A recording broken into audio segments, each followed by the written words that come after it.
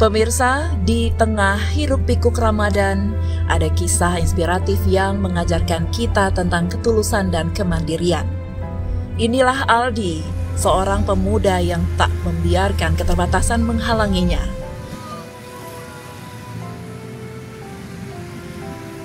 Setiap sore, ia berdiri di lapak sederhananya, menjajakan kurma dengan penuh semangat.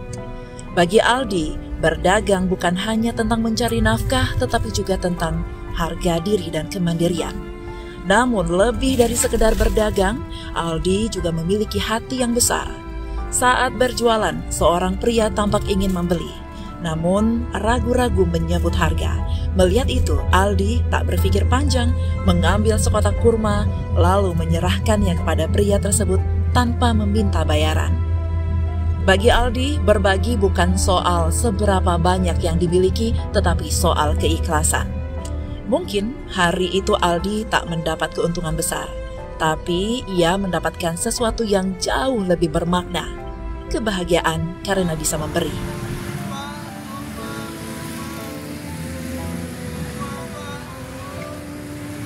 Apa nih Aldi?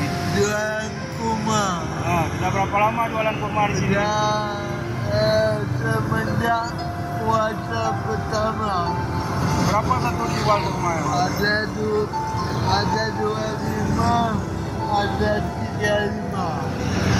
Ada dalam sehari ada laku berapa biasa? Dalam sehari ada laku 2 kilo, 3 kilo. Ini sendiri jualannya? Sendiri, gak ada yang bantu. Semangat Aldi ya. Semangat. Makanya. Ramadan bukan hanya tentang berbuka, tetapi juga tentang berbagi.